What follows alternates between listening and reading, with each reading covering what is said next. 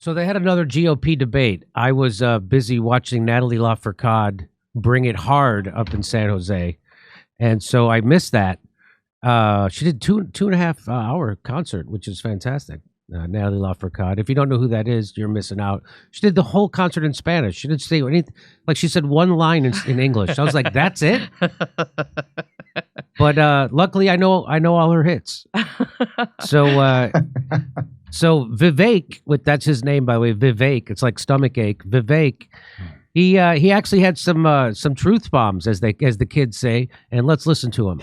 I think the real enemy is not Donald Trump. It's not even Joe Biden. It is the deep state that at least Donald Trump attempted to take on. And if you want somebody who's going to speak truth to power, then vote for somebody who's going to speak the truth to you. Why am I the only person on the stage, at least, who can say that January 6th now does look like it was an inside job? That the government lied to us for 20 years about Saudi Arabia's involvement in 9/11. That the Great Replacement theory is not some grand right-wing conspiracy theory, but a basic statement of the Democratic Party's platform. That the 2020 election was indeed stolen by big tech.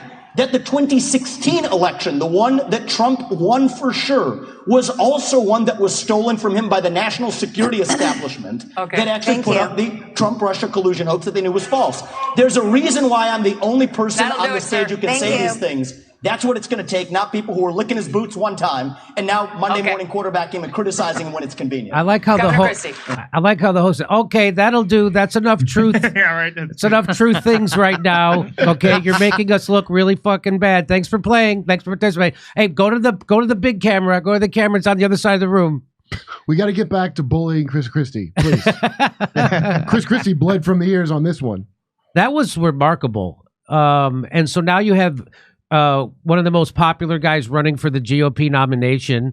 So you have the two top guys running for the GOP nomination, Donald Trump and Vivek, saying that January 6th was a psyop committed by the FBI and the Democratic Party to criminalize a political organization, something that Cornel West fell for hook, line, and sinker. I think Cornel knows better. Yeah.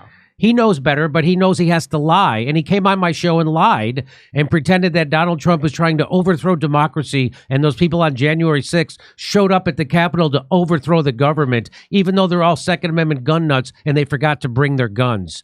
So that's the kind of shit I have to deal with when a guy... The things are so bad in America that Cornel West is lying on my show in aid of the establishment. But Vivek actually has more cojones and more integrity when it comes to this subject, at least. And here he is telling the truth on national television to the whole world. The number one and number two guy in the GOP is telling you that January 6th was a setup. He's only about a year and a half behind me, but thank God. What? Do you think that that's because these debates are only to see who will be the vice president? That's Trump? What he's doing. Yeah. So I was like, wow, I think so. When he went after the deep state, and I'm like, oh, he sounds just like Trump. Oh, he wants to be Trump's vice president. Yeah. So that's what he is. And then Trump could have a dude of color. Mm-hmm. Hey, he could have his own Kamala Harris, except this guy's not a moron. Yeah, right. Isn't that? And he could get a vote. Actually, this guy could probably get a vote. Let me throw it over to the gentleman. What do you make of him saying all that stuff? Well, if he is vying for Trump's VP, I mean, this is a good showcase for him to do it because of the people on that stage, he's the only one who Trump would ever imagine picking, right? I mean, obviously, DeSantis and Christie, they're out. Haley is too much of a stretch for the base. And so, it's a good opportunity for him to go up there and give it his best shot. Yeah, I mean, all that January 6th stuff, I sensed that it was a setup as it was happening. No kidding. My hometown is Newburgh, New York. It recently came out, that 3 of the 4 guys who the FBI entrapped in Newburgh, New York, those black Muslim guys who they set up, now they're letting 3 out of 4 of them out because it was an obvious setup. That incident is what I thought of as January 6th was unfolding, because it's the same thing, right? In the war on terror days, black Muslims were the boogeyman that we were all supposed to fear. In the Trump era, it's white nationalists, white supremacists, right? Yeah. So anytime something like that happens, you always think, in my mind, I always think, okay, was this a setup? 9/11, same thing. As soon as I heard, I was 16, when I heard rumblings that they were going to invade Iraq as a response to 9/11. Immediately, I said, okay, well, I guess they did 9/11 then. Because if Iraq had nothing to do with 9/11, and now they're going to invade Iraq using 9/11 as an excuse, it means they wanted to invade Iraq before 9/11, and they needed an excuse, and now they have one, so they probably made it. What Vivek said there about the Saudis, that was an interesting moment for me, because I always thought that when it came out that our government covered up the role that the Saudis played in financing 9/11, that was going to be this huge red pill moment for the entire country, because what that means is it's tantamount to an inside job, right? If I know that a certain party had something to do with a crime and I covered for them, that makes me an accessory after the fact. I am now on the hook, in part at least, for that crime.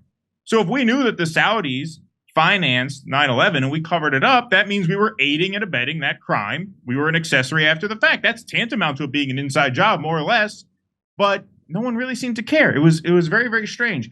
But now you're seeing these big questions being asked in public in these very, very big venues, and it is creating, I think, this kind of red pill moment, to the point where, at least in Ukraine, I don't know if it's going to happen with Israel. I don't know if the Republican base can sort of influence their leaders on the Israel war. But in terms of Ukraine, it seems like the Republican base has exerted enough pressure on people like Lindsey Graham to the point where they have brought this Ukraine war to a halt. And so it seems these big questions that are being asked in these forums are starting to have some kind of impact. Do you think that it's the Republican base that's getting them to stand up to stop the funding of Ukraine, the Republicans in Congress? Or do you think it's just that they're shifting to a different war? I mean, nah, they're always ready to print enough money to fight two wars at the same time.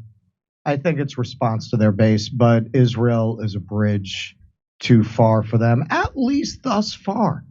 At least thus far. I think, also remember, a lot of these politicians got elected by a MAGA base.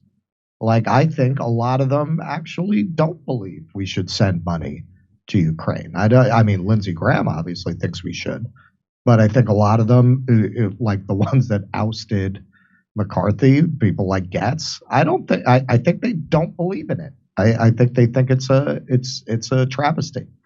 That's a more traditional kind of republicanism, and it's been restored under Trump to some extent, a skepticism of foreign entanglements. We're doing live comedy shows in Oxnard, California, Venice, California, Palmdale, California, Omaha, Nebraska, Des Moines, Milwaukee, Lansing, Michigan, Bend, Oregon, Portland, Oregon, Seattle, Washington, and Boston. Plus, we're going to put a date in Edmonton, Canada, plus Vancouver. See ya. Go to jimmydore.com for a link for all those tickets.